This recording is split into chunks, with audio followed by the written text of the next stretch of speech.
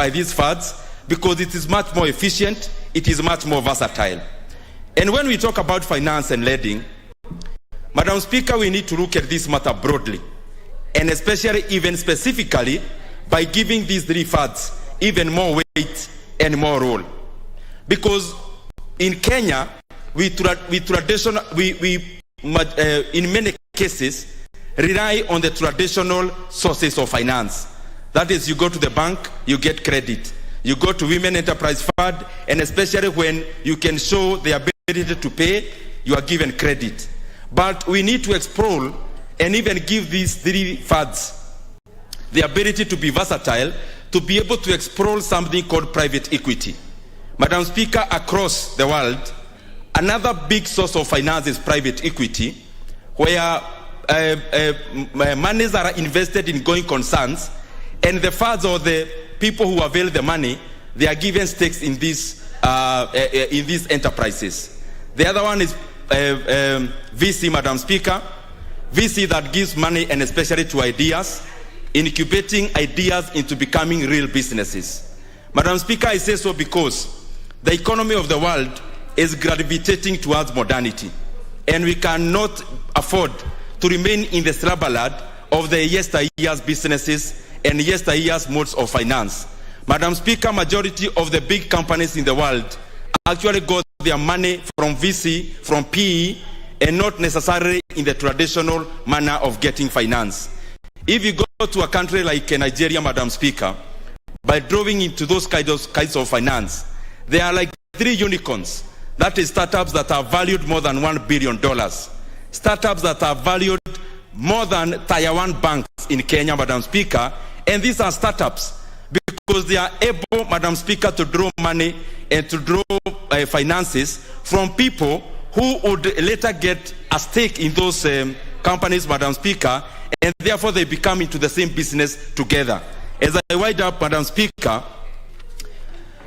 if you look at even the big companies in the US currently, and especially the big tech, Madam Speaker, they started as ideas.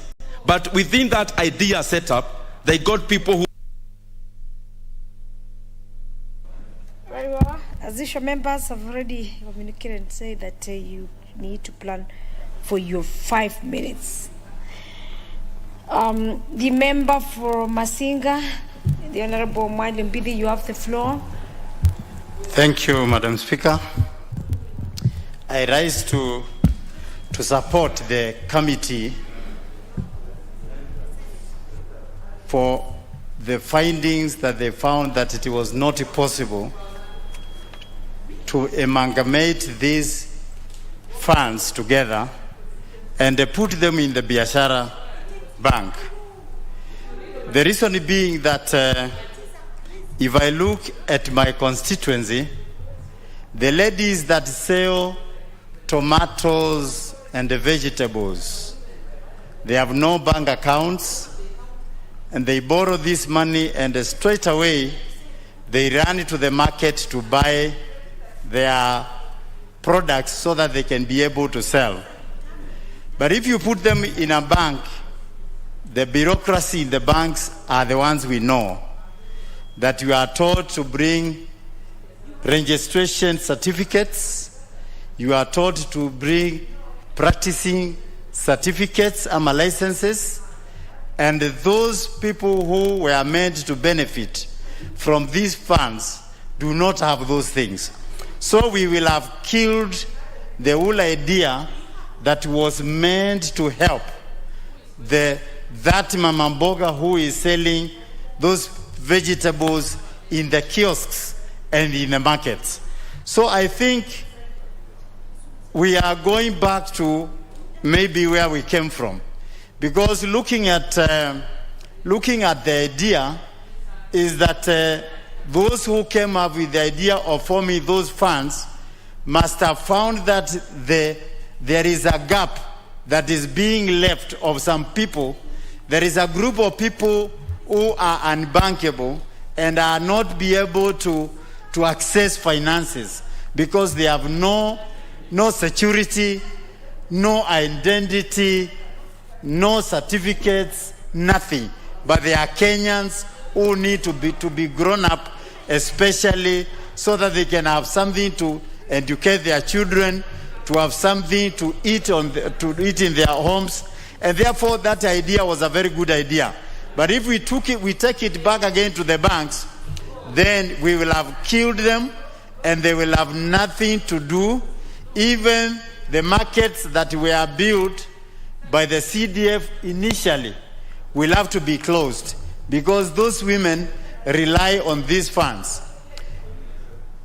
You see, like the Weso Fund, the group is, some groups are of 10 women, and once they get the 100,000, all of them, they share the money, and each person goes to trade in his own way. So there is no way that they will be able to have money even to bring together and pay the loan. So this needs to be structured properly, so that there is a regulation, there are controls to be able to pay this money every month, so that they can be able to bring it together and pay their loans.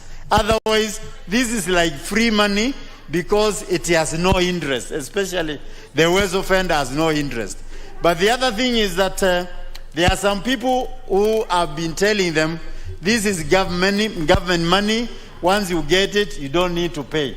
But what will happen is that then the funds will die, and there will be no other people to get the funds if they don't pay back. So it is like a revolving fund, whereby you borrow, you trade, you pay back, you return, and many people benefit. So I don't think the idea of bringing them together to the Biashara Bank is a good idea, because no one will be able in that category to access that money. If we ourselves, who are even working, you are unable to fulfill all those conditions in the bank, and you miss one item, and they tell you your loan has been declined. So I support the committee that we do not need to bring them together. Thank you, Madam Speaker. Very well. The member for Kitutu Saba, you're on a point of order. You're in the member for Kitutu Masab. You want to speak to the same, or you are on a point of order? No, Madam Speaker, I wanted to speak to the same. Oh, you wanted to speak to the same? Yes. Please have the floor. Thank you. Because you have both. You had the requests, which you would, and also you had an intervention. So we give you on the point of request, based on the request. Very well. Carry on. Thank you, Madam Speaker. I stand to support the committee in their findings that we should not consolidate this Weso Fund, Women Fund, to Biashara Bank. Honorable Speaker, to start with, it is crystal clear that really to access financial credit from these financial institutions like the banks, there are several conditions that will be required to be met so that you are able to access that facility. And in fact, Madam Speaker, it is very difficult, even for people who are working or people who are on a payroll, to be able to access this facility. To start with, you will require to have what we call security or collateral security to enable you to access this credit facility from the bank. Therefore, Madam Speaker, to actually consolidate the Weso Fund and this Women Fund and the other to a financial institution, indeed, shows that if we do that, then majority of Kenyans, majority of those who are earning, who are doing businesses like the mamambogas, like the border guys, like even the guys who do taxi businesses, those people of the lowest cadre, it will be very difficult for them to get these facilities. Because, Madam Speaker, a Weso Fund is actually people coming together, and not necessarily those who have, this kind of securities that we have talked about. And once they are in a group and they are maybe registered, it becomes very easy for them to access money from the Weso Fund. And as a result, they keep on rotating the money they receive in the small businesses that they will do, and gradually they would be able to grow.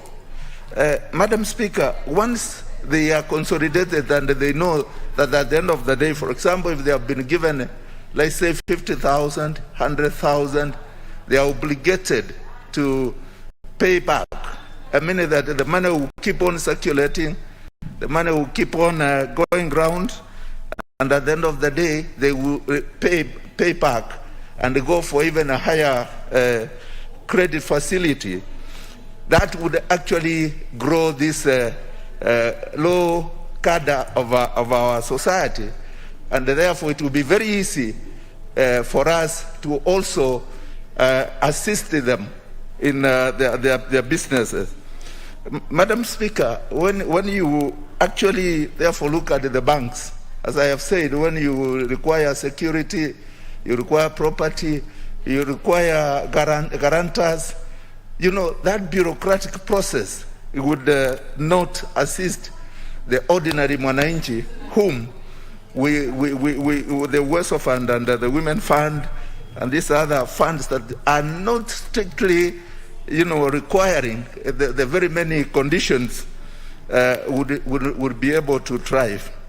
Therefore, Madam Speaker, I entirely want to thank the committee for finding it expedient that they should not consolidate these funds, only that those who receive the money under the Weso Fund should be well aware that at the end of the day, they should be able to pay back, they should be able to repay, so that they create the revolving fund that would enable many others to benefit from the same. With that, Madam Speaker, I stand to support. You stand to support. The member for the nominated member, Honorable Barire Cecily, you have the floor. Thank you, Madam Speaker. Madam Speaker, I do rise to support this report by the Committee on Delegated Legislation. And being a member of that committee, let me appreciate the hard work that takes place in that committee behind the scenes, that is in the meeting rooms, the boardrooms. I must say that it's a committee that is led by very hard-working leadership, and a committee that is very cohesive across party divides. We've been able to do so much since I joined that committee last year, and so I really would like to support what it is they have done, especially in relation to these regulations of forming the Biashara Fund, and say that we as a committee have come with this decision because we realize that amalgamating all these funds into one major fund, and then it is managed through commercial banks, Madam Speaker, was only going to create the bureaucracy we were running away from the word go when the funds were created. Madam Speaker, we know commercial banks want to make a profit. And so the minute you get these funds through commercial banks, they'll create bureaucracy, they'll start asking for collateral, they'll make it very difficult, and especially with women, I can tell you out of experience back in Embu and in Ronyenjes, where I was MP for 10 years, women don't have time to go to banking halls for paperwork. They want an easy fund that they can access and that doesn't have a lot of bureaucracy and a lot of qualifications by the time you have the money on the table. And definitely it makes the fund very expensive. Madam Speaker, personally, I'm doing this from the knowledge that the first time the Women Enterprise Fund was formed, even before it became a formal Women Enterprise Fund, the women of this house then, I remember Honorable Millie will agree with me, we visited the then president of this country, President Mwai Kibaki, led by the chair of the Kenya Women Parliamentary Association, Honorable Betty Tet. And it is in that meeting that we told him, Your Excellency, we need to create some credit facility for women so that they can borrow and they can be able to access it without much bureaucracy, and that it is cheap and accessible. And I remember in the subsequent budget, that is when the Women Enterprise Fund was formed, later followed by a Youth Enterprise Fund, and then under Jubilee we got to Wezo Fund. And I think it is important we do not lose the original purpose for which these funds were formed. If anything, I am only too excited that going forward, under the bottom-up economic model that we, on the hustler side of the political divide, are aligned to, that we are able to use even much more money to reach the mama boga, to reach the boda boda, to reach the kinyozi boy, to reach every single sector in the country, so that we can be able to, first of all, build the economy right from the bottom, empower the people right at the bottom, expand the tax bracket so that we are able to tax more people for less, and that way we can build the economy knowing that we are not in a very good place presently. So I really want to support the report and ask the government technocrats to avoid coming up with the very unrealistic and unpopular proposals that are not actually responding to the needs of the wananchi. And I think this particular proposal was certainly not responding to the needs of the people at the grassroots. It was instead some few technocrats who just thought, let's amalgamate this for this or the other reason. And I think going forward, we really need to look at that. And also say that the Women Enterprise Fund, the biggest, is one of the biggest funds in the country presently. The women pay back their money better than any of these other funds, and therefore the women only want more money being accessed to them, not the Women Enterprise Fund being amalgamated with another fund. With those few remarks, I beg to support. Very well, on record supporting. We give the floor to the member for Kirinyaga Central, the Honorable Wabugu Munene. Thank you, Madam Speaker, for giving me a chance to add my voice to this motion.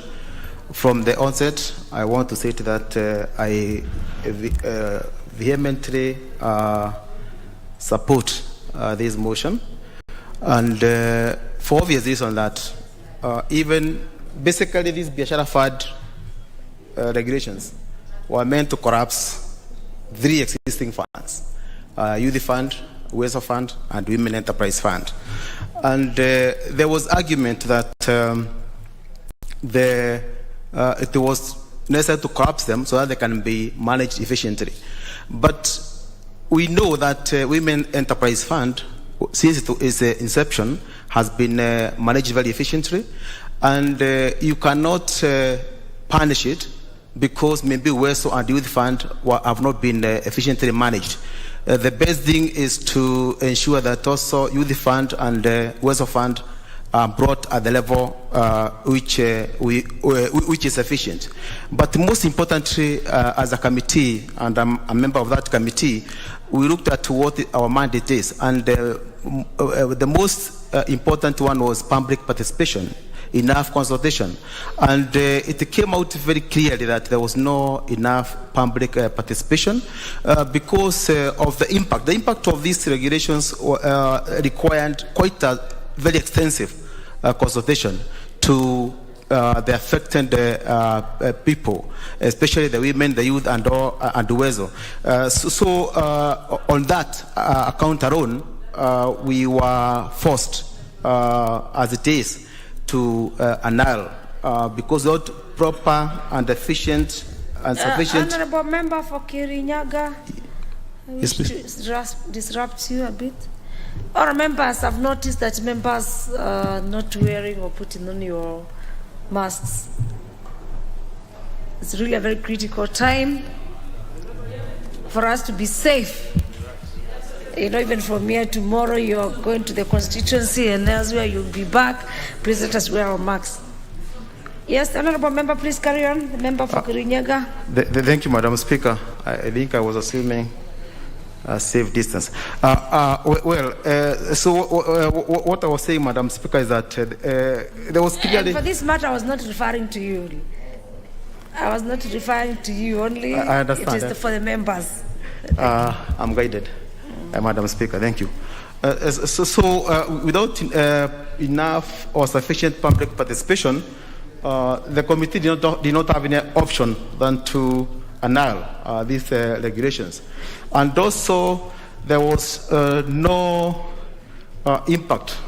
regulatory impact assessment, which is a requirement. And it's obvious that these regulations were to have huge impact, both cost-wise and impact also on both the Women Fund, Western Fund, and also Youth Fund. And without that report also, the law is very clear. We need to annul, and that is the decision which the committee reached. Also, what came out very clearly also is that these regulations were coming up with the intermediary financial institutions, where they were providing that this fund can be dispersed through other financial intermediaries. And it was very interesting to see the kind of interest which the intermediaries were to get this money from the fund, and how much they were to make, and also how much they were to give.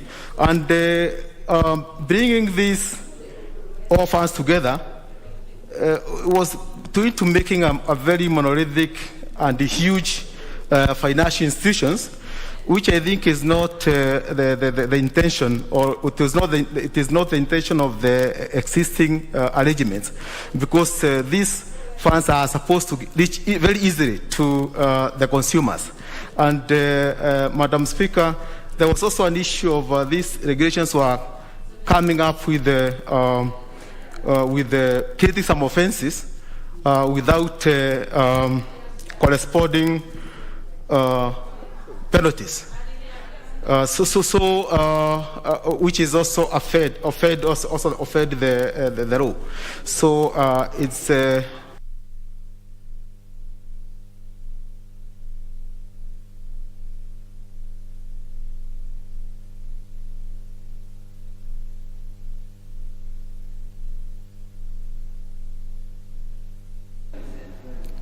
Thank you. We have the member for Juja, the Honorable Koimburi George. Please. Thank you. Thank you, Madam Speaker. I rise for a point of order. As standing under number 1995, the mover can reply because we are repeating one thing. Thank you, Madam Speaker.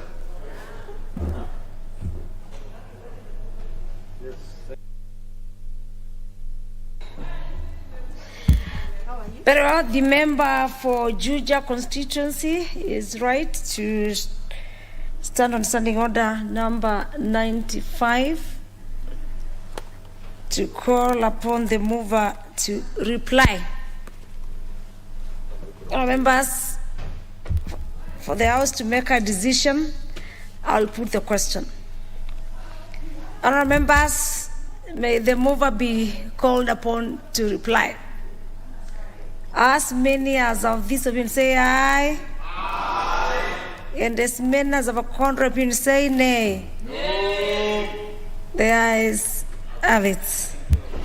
The mover to reply.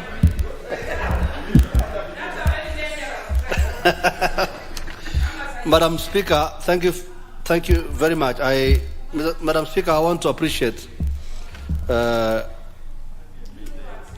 honourable members who have overwhelmingly supported the report of the committee in terms of annulment of the Biashara Kenya Fund regulations. Madam Speaker, I appreciate all the members, even the only one who opposed, the Honorable Sankok, who opposed, although without enough knowledge of the report. Madam Speaker, I have taken note of all the matters raised by honorable members as they supported the report and the annulment of the regulations. Do I hear some noise? Because I can't see anything on intervention. Please, members, let us follow the procedures of the House. Yes? And, Madam Speaker, therefore, I want to say, Madam Speaker, that... Is the system not working? Honorable Millie Odinga, can hear some noise from you. Yes, but can you put your card on intervention, please? Can you move to another chip? The Honorable Speaker is at liberty to ignore some noises. Yes, please, Honorable Kamket, please carry on. Yeah. If it is noise, Honorable Speaker, you are at liberty to ignore. So,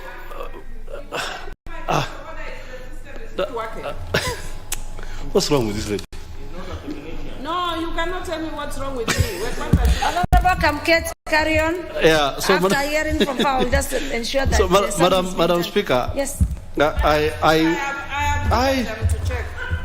Speaker. Thank you, Madam Speaker. But Madam Speaker, it is actually not fair for you to say you are hearing some noise. I'm a very senior and honorable member. I do not come to the House to make noise. I come to the House to contribute. The systems are not working. And I've already given the people in this to come and assist. But Madam Speaker, now when a member raises an issue, even when you are not able to see them in the system, we are not mental to raise issues, Madam Speaker. Honorable and especially now when members are actually campaigning, and you can. Honorable Millie, as you continue, it is for us to be guided. Now that the systems are working, it is true that Honorable Millie Odhiambo is on a point of order. Because my system is working, it is important, and there was no intervention. And now, in point of order, can you put your point of order? Now the systems are working. Can you give Honorable Millie the mic? She has no point of order, Madam. No, she could be having a point, but let me get it from her. She's just admiring me. In fact, she's nearer to the sergeant at arms. And the sergeant at arms really helped her. The honorable member is just Honorable Millie, use the next chip so that at least you can. Yes, the chip behind you. I want to tell her I'm not available. The chip behind you. The chip behind you. You can see you are being assisted. In Parliament, thank you, Madam Speaker. Very well. Very well. Madam Speaker, first of all, thank you for giving me the opportunity. But now the honourable member on the floor for honourable member for Kamket has even raised a further point of order by implying that I'm admiring him. Madam Speaker, I don't think he's taking after Honourable Duale in the list of the members who want to claim that I'm admiring them. Madam Speaker, I don't think this guy understands that I went from Kenya to all the way to the south. I have an import. So how can I be admiring him when I have an import? But having said that, Madam Speaker, my original point of order was actually to this leader of majority, that Madam Speaker, in these difficult times, Madam Speaker, you do realize that I'm being very careful as a lawyer with the way I'm phrasing this. You do realize that members have different challenges, and the members who are committed to specific issues stay in the House. I just want to encourage the member that you will discover that even when you are raising that the mover be called to respond, there's probably one or two members who want to speak. And we have serious commitment and engagements. And I was here because of the Biashara issue and the children's, and Honorable Gladys asking me to support. But we are having multiple tasks, so could the majority leader just at this moment learn to balance and know who foot soldiers in this House are, so that you don't discourage members. Otherwise, he'll be finding himself moving bills alone. Thank you. Point taken. Point taken. However, it does not need to take you so long, Honorable Millie Odhiambo. it is important for the House to be a bit, yes, in order. You are already contradicting yourself. Speaker, can you protect me from the lady, the Honorable? No, you are protected. We don't want another one saying you are admiring her. Or she's admiring you. You are protected. No, I'm sending.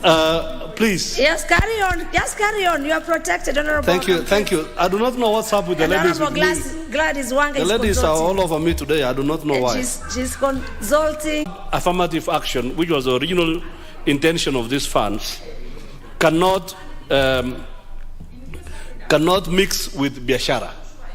The idea of biashara is a profit-making organization, and it cannot therefore go hand in hand with the intention of affirmative action, which was there in creating the original funds, which is the Uwezo Fund, the Youth Enterprise Fund, and Women Enterprise Fund. Madam Speaker, as we have stated very clearly from the report and from the observations of the committee, the Biashara Fund regulations, Madam Speaker, contravened, first of all, the Constitution. The regulations also contravened the Statutory Instruments Act, and therefore, by dint of those contraventions, Madam Speaker, there was only one fate, and those regulations had to fall. Madam Speaker, I have heard honourable members suggesting that there is need to come up with a substantive legislation in order to protect these funds. What I noticed, Madam Speaker, is that the Cabinet Secretary, especially Cabinet Secretary for Treasury, has chosen the easy way in creating funds because of the provisions of the PFM Act, which allows the minister to create funds. But we are the legislators, and we are at liberty as honourable members to come up with a substantive legislation in order to buttress whatever we think that needs to be buttressed by substantive legislation. Otherwise, I want to appreciate my membership of the committee who put in a lot of work together with the Secretariat in coming up with this fantastic report. And I want to appreciate, Madam Speaker, also the creation, the idea of the coming up with this particular committee, this ideal committee on delegated legislation. Otherwise, our citizens would be suffering a lot of injustices if we had regulations like this coming up without scrutiny of Parliament. And I'm sure this is why this committee was created in the first place. Madam Speaker, sir, with those few remarks, I beg to reply.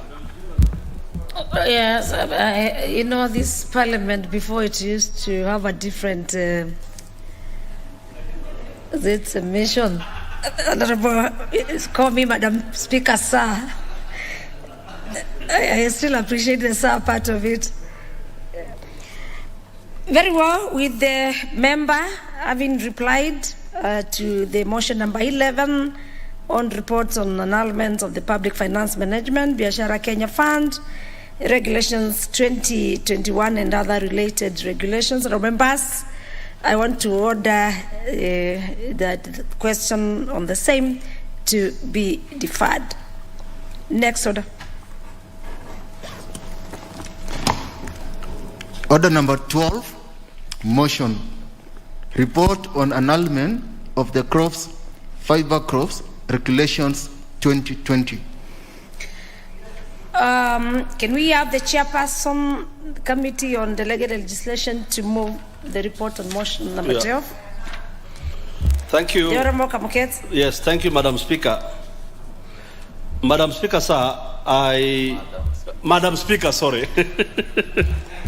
My apologies. I know where Madam you come. Speaker. Yeah, that's why we. Madam Speaker, my that's apologies. That's why we need the men to appreciate women. But as I said before, when you call me Madam Speaker, sir, I still appreciate the sir. Thank you very much. I beg to move that this House adopts the report of the Committee on Delegated Legislation on its consideration of the Crops Fibre Crops Regulations 2020 laid on the table of the House on Tuesday, November 17, 2020, and pursuant to the provisions of Section 18 of the Statutory Instruments Act 2013 and Standing Order number 210-4B, annuls in entirety the Fibre Crops Regulation 2020, published as legal notice number 120 of 2020. Madam Speaker, at the risk of being branded an annulment committee, this is another report calling for annulment of these regulations. The Cabinet Secretary, Madam Speaker, for Agriculture, Livestock, Fisheries and Cooperatives, in consultation with the Agriculture and Food Authority, published these regulations via legal notice number 120 on the 18th of July 2020. The regulations were submitted to the House and tabled and subsequently referred to the Committee on Delegated Legislation. These regulations, Madam Speaker, provide for guidelines in the development and promotion of fibre crops. Fibre crops, Madam Speaker, include sisal, cotton, and others. Madam Speaker, in pre-publication scrutiny,